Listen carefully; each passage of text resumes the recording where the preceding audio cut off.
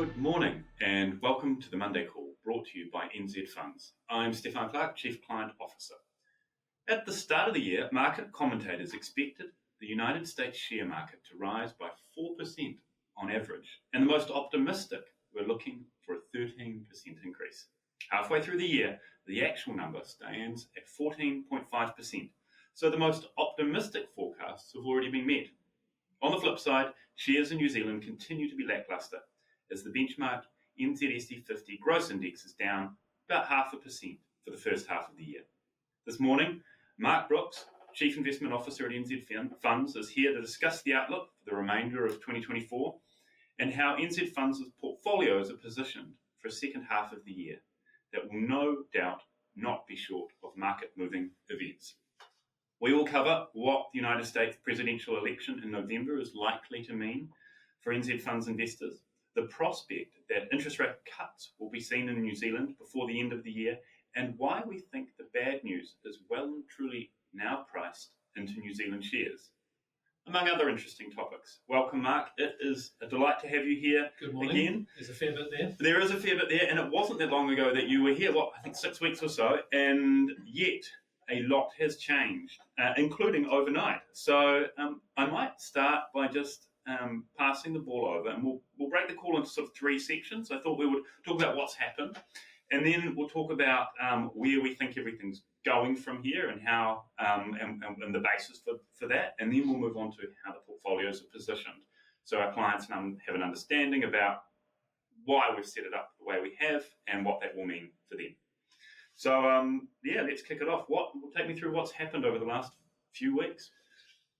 Well, obviously the big news overnight is we now have quite a different picture for the US election. Probably what I was intending to talk about. We wrote this on Friday. I think it makes that probably a much more interesting path forward and probably a more contested election now. Certainly it did look that Trump was beginning to get a lead in the key states, and it's too early to tell yet how that changes, but it certainly does probably open things up. And we well know from our experience with the late change that Labor made with Jacinda Ardern that that can definitely throw up some big changes in terms of the way people vote. So I think it makes it more interesting is probably the right word. In terms of markets, probably in the short run, a little more volatility maybe, and markets ultimately like a degree of certainty, regardless of which way the decision's going. They just like that sort of certainty, so maybe this introduces a little more uncertainty into the picture, but again, probably makes it a bit more interesting. In terms of other things, probably the biggest change actually has been really in the interest rate world. And we've seen some quite concerted shifts where it's been happening for a while.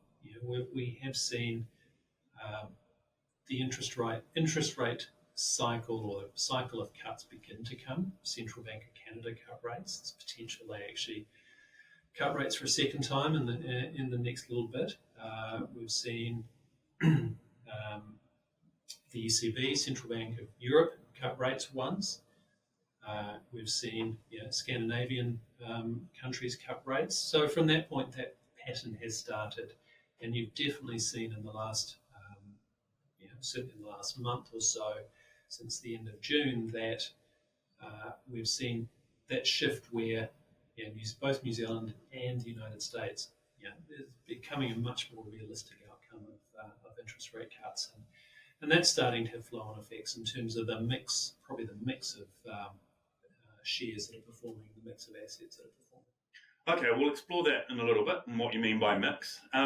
When you say, just a question, and one thing that I think we often get questions about from clients and advisors alike is, one, how markets price future expectations. And so talk to that a little bit about in the interest rate context. And then also there have been from central banks, they've been dialing back their language a little bit, even though they haven't made changes so far. The New Zealand Reserve Bank and the Reserve Bank in in the States, but there's a change there, isn't there?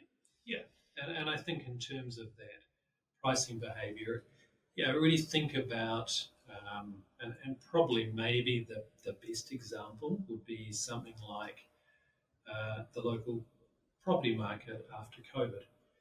You saw, as COVID hit, expectations were that it would be very difficult for the property market, and a number of sales went through in different areas that were kind of depressed versus where they've been previously.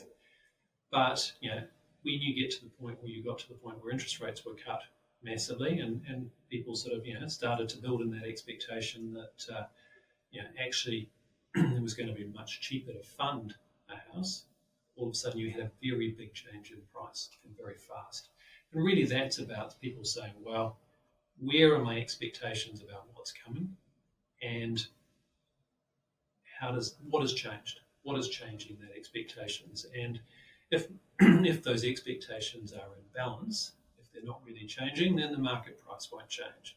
If you get a really big event, maybe floods or something like that, that massively impacts a company's ability to earn over the next year or two, clearly that changes the expectation about their prospects over the next year. Price will fall.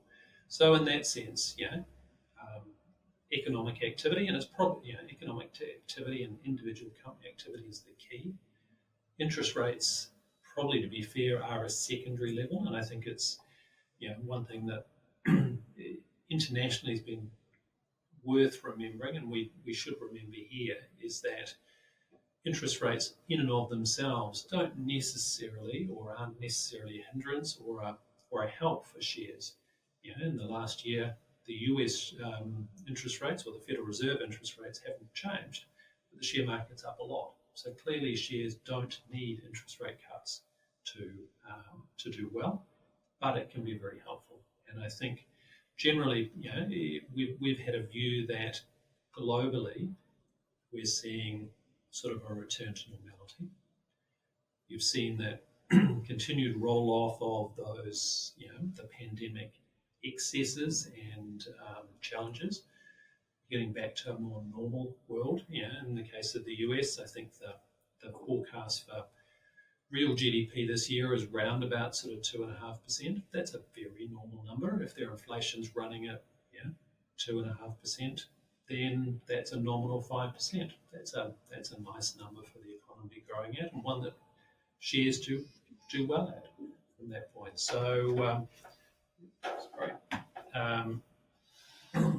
that works well. And I think as you're starting to see the view that interest rates can be rolled down, that's starting to flow through to different markets.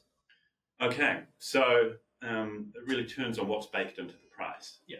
And we touched on mix and why, if there are changing expectations around interest rates from here, we've seen a change in the mix of prices in different share categories. Take us through what you mean by that and why the mix is important. Yeah. I suppose bringing it back, and probably it's most useful to bring back to our portfolios. So in terms of our portfolios, if we break them into effectively the three categories: the income area, the inflation area, and the growth area. In terms of the growth space, there are a full range of shares and other assets, but predominantly shares, which is the driving force in that category. And that's a full range. That is growth shares, value shares, right across the spectrum. And it's very much been the growth technology type shares that have been driving markets over the last couple of years. So that's certainly a key part of that has been the exposure to those growth and technology companies is a key part of performance of that area. And if I look at sort of, this is to the middle of July, I'm sort of using numbers to the middle of July. If I look at KiwiSaver growth over the last 12 months, that's up 19%. And a lot of that has come out of that international component. What has been more challenging for clients over the last year, and probably over the last 2 years, is really within that inflation space. And I know, we've had Casey on the call talking about the inflation space, but in a nutshell, that is, again, focused on shares.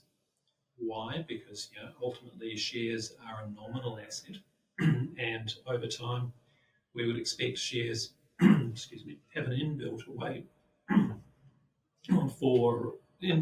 to beat inflation because they're nominal assets. But in terms of the types of shares we have there, very much defensively focused. So focused on those areas with hard assets and those areas that tend to have more stable earnings, things like utilities, things like infrastructure, things like property and retirement villages. And, that is a space that is more interest rate sensitive.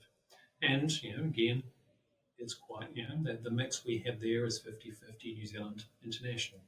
So you put those two things together, and that's been a space that's kind of been held back because of the interest rate side. And certainly in New Zealand, we've had, pretty muted economic activity. We haven't had that sort of 5% nominal number. So you've had muted activity, so performance has been average and pretty low. But as we start to see that rotation with, as a move to lower interest rates, you're starting to see that type of share begin to light up. And if I look at that area, and I think it's important here to sort of break it out into the 6 categories. If I look at sort of that area, if I look at, say, global infrastructure, that's actually now up about 11% over the last year. Helped a lot by the fact that over the last month it's up 5%. If we look at global property, that's up 7%. Again, helped a lot by the fact it's up 5% this month. Global utilities not quite as strong, up 3%. Of that, a decent chunk this month. New Zealand infrastructure has been a real challenge space. Again, New Zealand's been economic activity's been depressed. That's down about 9%, but actually up 4% this month. So again, starting to respond.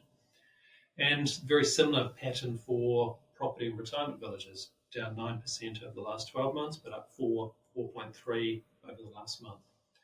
And lastly, in that space, New Zealand utilities have actually been sort of one of the strongest spaces. That's up 9% over the last year, only up sort of 1.7% in the last month. So you can see there. One thing we are seeing generally in markets is a little bit of that rotation, or some areas more in New Zealand, but certainly seen that rotation.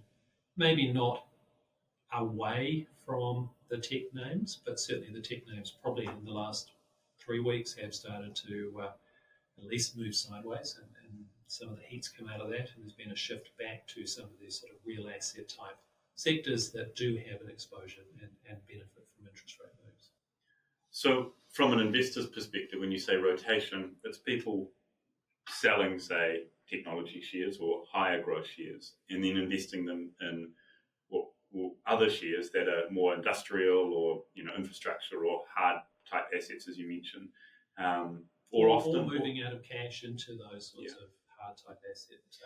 So, and that's on the expectation, I guess, the parallel to property, which we all know so well, is if you think that you're going to earn less on your cash than your alternatives, you're more likely to invest in them. And so that's why the interest rate cycle ultimately is so powerful, is that people look at what their options are, and then they think, okay, well, where do I see the best place to be going forward? Yeah, and I think coming back to your earlier question about how markets often respond to changing expectations, I think within that inflation sector, it's a really interesting example that you can actually have some quite big moves in very short spaces of time, and that's always the challenge with shares, is trying to time those very short-term moves is difficult. But clearly, they've responded. If you have a 4 or 5% month, that's a big month. Responded to the prospect that actually the world ahead is going to be easier for those businesses.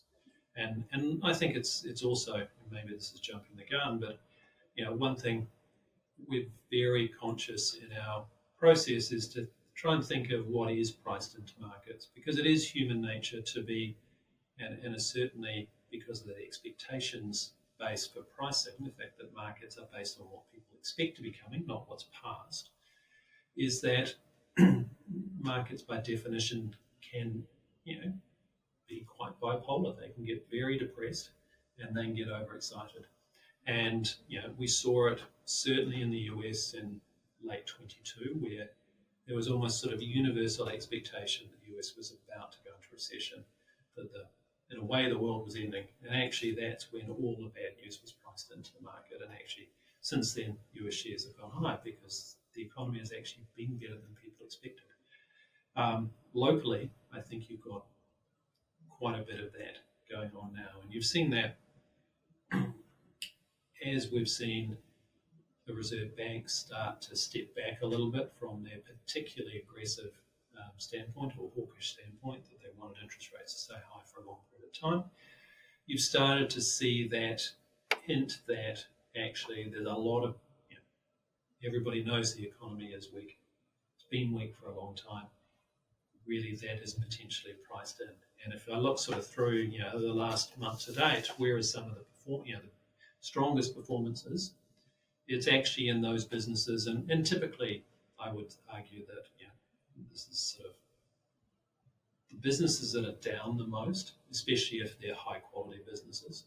The ones that are down the most are usually ones that bounce the most when you get that turn. And if we look at sort of the best performing ones, Port of Tauranga is up 20% month to date, 21%. Same with something like sort of tourism holdings, but equally names like Ryman Healthcare are up 16.5%. Sky TV, the Warehouse up 16%, up 15%. Main Freight up 14%. So again, some very large moves. Really, names that have maybe not so much Main Freight, but some of those other names they're definitely been pushed lower in terms of expectations on economic activity and have bounced really strongly. Okay, but New Zealand is in a bit of a funk still. One of the things, and we've touched on this briefly in the past, is this sort of, you can draw a distinction between, in America, the way interest rates are transferred through to the population and consumers and ultimately through to businesses is quite different from how it is in New Zealand. Americans tend to have 30-year mortgages, for example.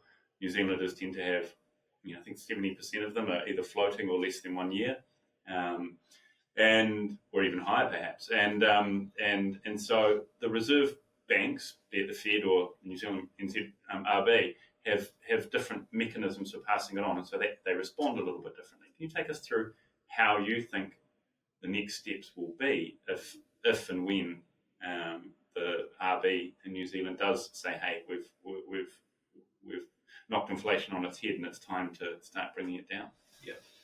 I think if I go back a little bit and talk about, obviously in May the Reserve Bank came out at that point and was still very, what I call very aggressive in terms of their forecasts of where they thought interest rates would be. They were basically saying they felt that the OCR at 5.5% would be there till the back end of next year.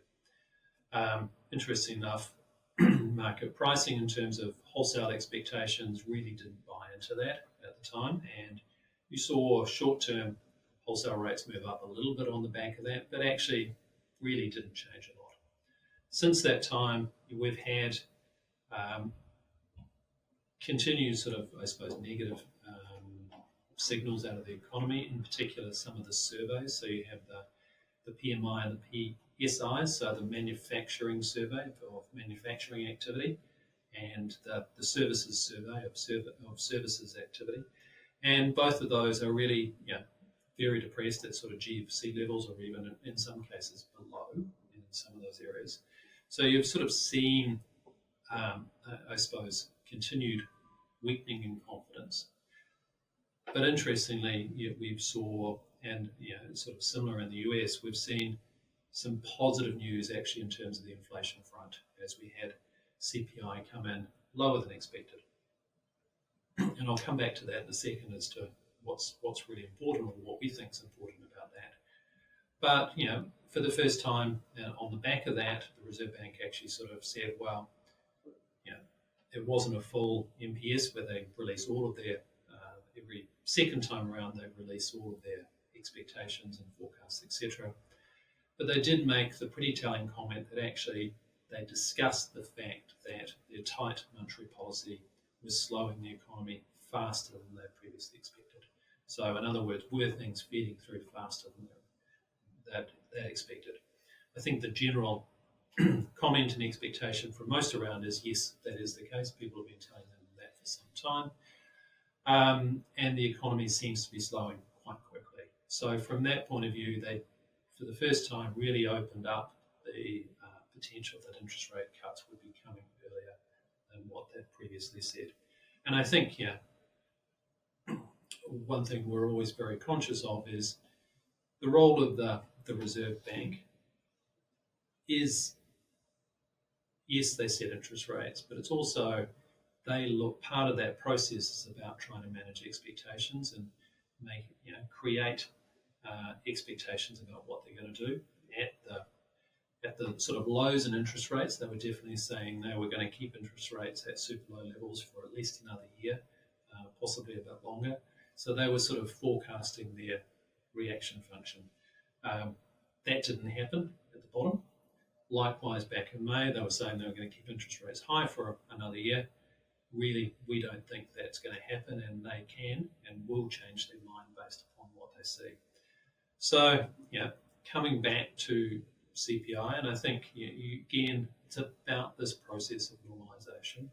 You are seeing CPI now come down. It was 0.4 for the quarter, and I think actually sort of 0.35 if you take out some of the rounding issues. So definitely moves inflation down. And what is important going forward is we have some big numbers rolling out. You have a 1.8% next quarter.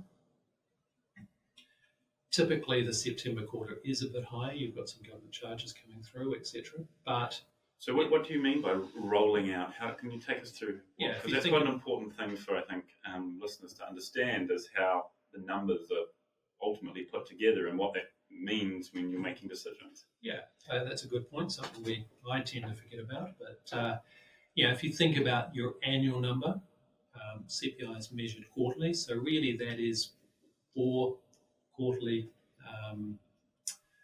results put together. You move from, at the moment, the 1 year number includes September 2023, which is 1.8%.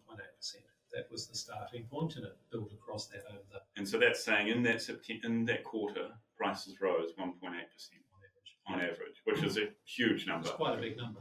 Implies, if every quarter was like that, what is that, 7.2% or something? Correct. Yeah, big number. Yeah. So as we move forward to September this year, that falls out of the number, and you start in the December number. And so from that point of view,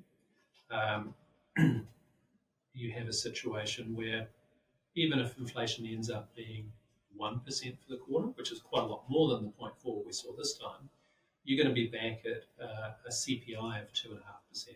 Now that's starting to get pretty close to their target. Interesting enough, you end up surprising more on the downside. If you got something like a 0.4 or 0.5, they would be at their 2% target by September. Probably unlikely inflation is going to be that low because of some government charges, etc. But there's a very real that path into their expected level is happening, and there's still some angst about tradables, but my comment would be that I think it is ultimately at the end of the day it is the headline that's important. And if people see and feel that inflation's about 2% of the target, there is no reason that interest rates need to be as high as they are. We've talked a lot, and I like to use the analogy that at the moment, from essentially the Reserve Bank appears to have both feet on the brakes. They themselves say that a level of interest rates that would be neutral, not accelerating the economy or not trying to actively slow it, would be 3.75. 5.5 is a pretty long way away from that. So, we're definitely of the view that we see interest rate cuts this year. Could it be as early as August? Probably not, but it's not outside of the realms of possibility. So, and the nice thing is you've started to see markets, again, back to your earlier point, start to build in that expectation.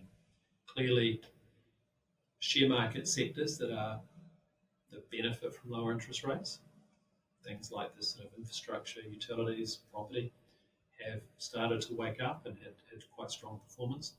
Equally, wholesale interest rate markets have moved quite a bit lower. The 2-year interest rate, wholesale rate today is about 4.35%. At its peak, around about sort of post that May hawkish view was about 5.2%. More recently, it's been hanging around sort of 4.90, but 5.35 is a lot lower than that, which is again nice from the one area I didn't touch on in terms of going through the categories was we've had strong performance out of the income category this month. In terms of our domestic shares, especially just under 3% for the month, takes the 12-month number to almost sort of 7.5% for the year. So again, strong performance there. And really, that's again from that expectations point of view, that started to build in the expectation that over the next 2 years, interest rates will be lower, so the 2-year wholesale rates need to be lower. And nicely for people, as we're starting to see bank mortgage rates and the shorter term numbers start to come down, and certainly got a 6, a relatively low 6 across sort of 6, 18, 12 months and maybe even 18 months. Right, mortgage holders will definitely be happy about the outlook then. Over the last 6 weeks or so, there have been some pretty big movements in currency and also in commodity and commodity-like assets like, say, Bitcoin. Take us through that, and where do you think does particularly the US election, is that likely to change that? Government policy influences some of those commodities quite a lot, others less so. Yeah. In terms of what has happened, one of the I think I probably did jump ahead, but generically the second quarter was a fairly muted period for returns. We had strong share market returns and strong commodity market returns and strong Bitcoin returns in Q1. Generally, Q2 was a bit more challenging. I think the All Country World Index, the sort of main global share market index, was up sort of 2.9% from memory over the quarter. So, not bad numbers, but not super strong numbers. And many commodities, other than probably gold being the standout, but many commodities actually sort of pulled back from the levels they'd seen earlier in Q1, and likewise Bitcoin sort of has come back off those highs. In many respects, I think it's probably like anything. We've talked about expectations. The reality is, at the end of you've got expectations. The expectations drive demand or help drive demand at the margin. It's probably fair that most of those markets have got core demand, but had built in quite a bit of expectation about that demand, so had moved ahead of where they were and have generally come back. And each of those, be it things like copper, we talked about gold. Gold, has continued to have that demand, but we think copper has got strong demand as the global economy continues to normalise. And likewise, Bitcoin, as people continue to are deeply underinvested and start to move it into their portfolios. From that point of view, I think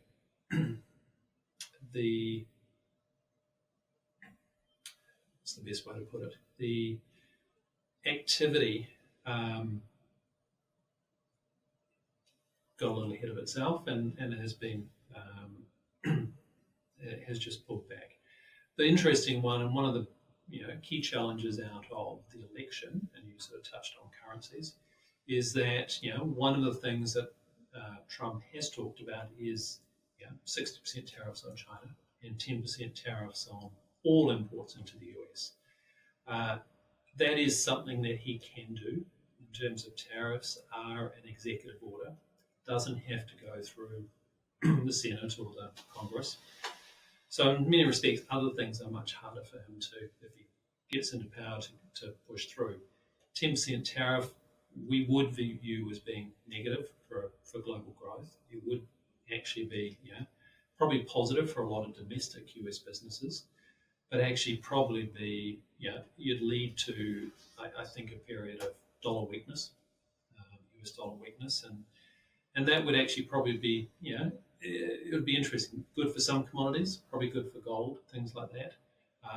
Probably good for Bitcoin, not good for some of the more industrial commodities like sort of, copper and things like that.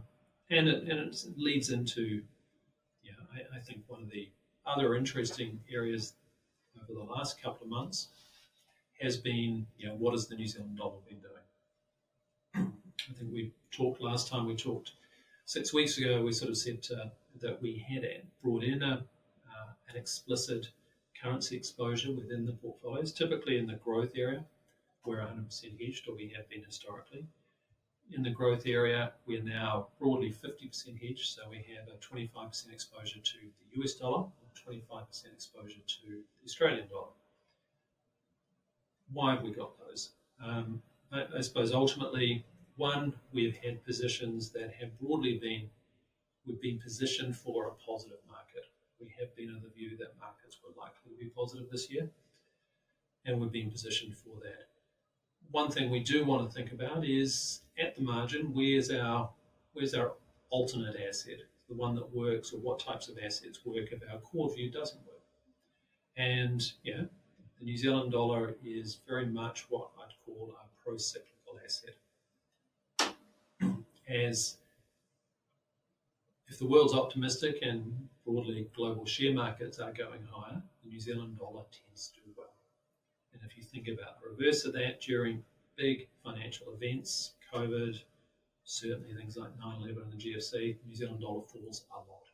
So it is that very sensitive asset. So given we are positive on the world, we having an allocation, a 25% allocation to the US dollar. If shares go up, it might drag, and it did a little bit during Q2 in terms of performance, but it's not a massive number. But if you get to the point where share markets come off for whatever reason, we would expect that to be a good way to cushion the portfolio. The other one is having having a US dollar and a Australian dollar exposure is really a nod to the fact that we have been of the view that the economy here is slow and that interest rate cuts would come sooner rather than later relative to many others. And it's interesting that we've had a period generally when shares offshore and shares in the US have been going higher. They have continued to make sort of new records, but actually over the last certainly over the last 4 or 5 weeks, shares the New Zealand dollar has been lower, sort of down from sort of an interim high of about 62.5 cents back to 60 cents today, and sort of looking at going like that it's likely to go under 60. And really that's a reflection that building in those interest rate cuts, currencies depend really on economic activity and relative interest rates. Are our interest rates moving higher relative to everybody else or moving lower? And the extreme example of that is really sort of New Zealand, Australia. Australia isn't an area we've touched on yet, but generally activity in Australia has been stronger. They haven't had the interest rate increases that we have, or many other parts of the world have. The RBA's OCR, they don't really call it an OCR, but their base rate has a 4 on the front, unlike ours it's sort of 5.5. And activity there has been stronger. Housing market's been stronger, general activity's been stronger, and actually there is debate as to whether the Reserve Bank may actually have to increase interest rates again. So from that point of view, you've had a situation where economic activity has been weaker in New Zealand relative to Australia, and the expectation for interest rates are moving in opposite directions. Australia is flat to up, we are down. So from that point of view, it's definitely weighed on New Zealand dollar, and that's broadly is sort of sitting around 90 cents today, and that's it's basically the lowest we've seen for the better part of 2 years, and there's still pressure for that to go lower, we think. The last Monday call we had Kate Howard, who was a Fidelity portfolio, was a Fidelity portfolio manager for many years, focusing on Australia, and she was very optimistic about the Australian economy in spite of inflation numbers and expectations being higher today or 2 weeks ago than what was being forecast. And so I guess if you're sitting there thinking about, hey, should I own New Zealand dollars or should I own Australian dollars? Well, it's, if you hold that perspective, it makes sense for you to believe that New Zealand will come off because we're just further along in the journey of tightening. And I think, sorry to interrupt, but there's a sort of comes back to a lot of our thinking in terms of our mix of assets within certainly the New Zealand and Australian share portfolio, which in the growth space is broadly a third of clients' exposure. For some time, we've been of the view that we actually prefer Australia over New Zealand. So the base allocation there is sort of 7% New Zealand, 30% Australia. We've been sitting at a 60-40 for quite a long time. And really that's a reflection, one, that we thought that, the RBA has not had its feet on as hard on the brakes. Two, you think about what are the key assets or the key sectors within the Australian share market, and you've got a lot of exposure to things like financials, a lot of exposure to resources. Resources generally we have a positive view on, and ultimately you have the aspect of China. Australia, because of that resource base, the share market is more exposed to China.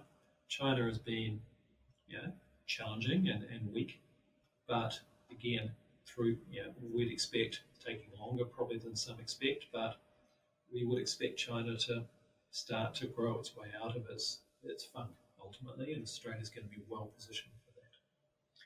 Yeah. Okay. So I guess the $1,000,000 question is how do we think about the next 6 months from here? And you've touched on some of that, but if you just sort of paraphrase, and then what does that mean for our portfolios?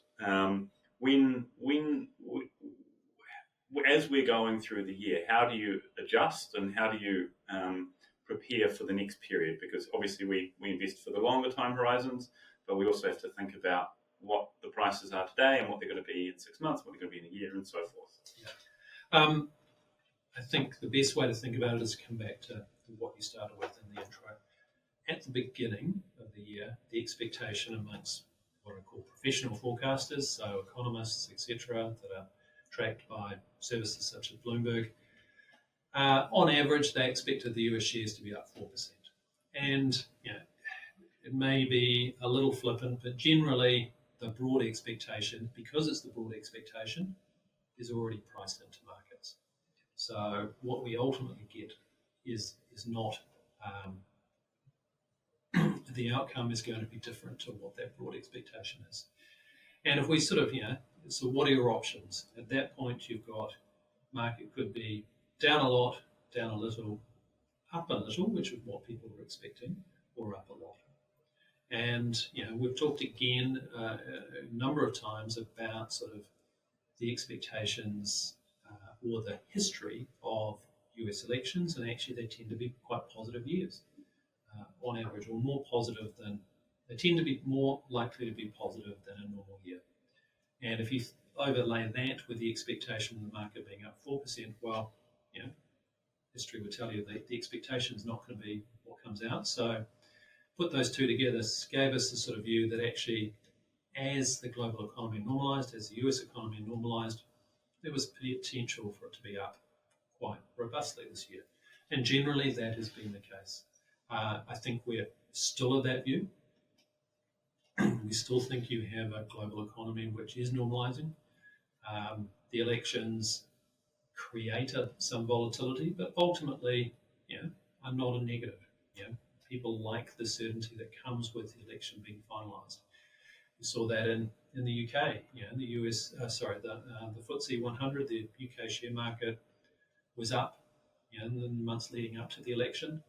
You've now got a new government with a mandate to change, but actually the share market hasn't really, it's been quite sideways since then. So it's sort of comfortable with where the world is. So generally, we are of the view that actually, as we go through the back half of the year, there's going to be uncertainty, but we would expect after a fairly quiet Q2, some some strong performance for the rest of the year. And certainly, we haven't really touched on the US interest rates, but that is supported, I think, by a process of interest rates generally, and as we've talked to New Zealand, and we do expect interest rates in the US they will start cutting very soon, and start probably by 25 basis points, but a pretty consistent process of cutting interest rates as they take their foot off the brake there.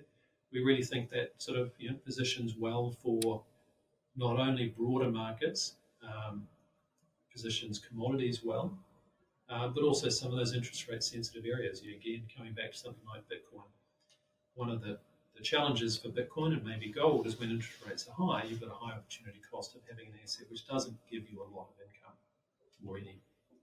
As interest rates come back, it should be supportive for those types of names. So, I think we're still optimistic and conscious that as we get into the new year, that might, at the back end of this year, we may need to be less positive.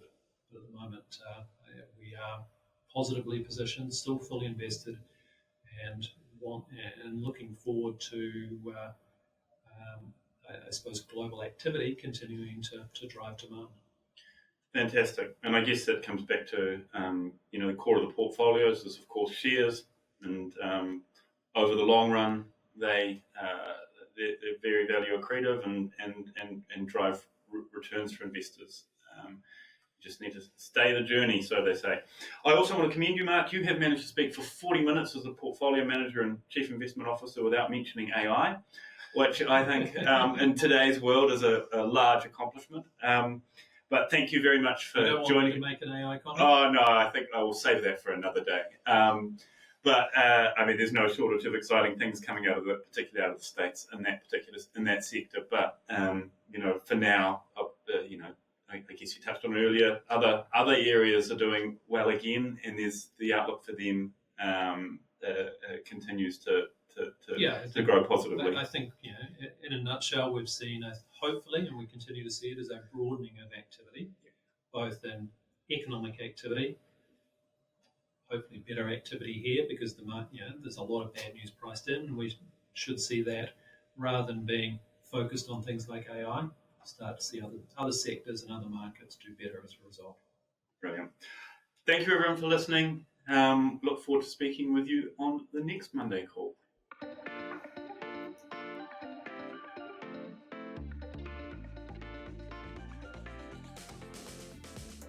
New Zealand Funds Management Limited is the issuer of the NZ Funds Active Income Series, NZ Funds Active Inflation Series and NZ Funds Active Growth Series, together the NZ Funds Active Series, as well as the NZ Funds KiwiSaver Scheme, the NZ Funds Managed Superannuation Service, NZ Funds Wealth Builder and NZ Funds Income Generator. For further information or to request a copy of the product disclosure statement for each of these, please contact NZ Funds or visit nzfunds.co.nz. This recording is provided for information purposes only. The information provided is not intended as a substitute for specific professional advice on investments, financial planning or any other matter. Past performance is not an indication of future returns.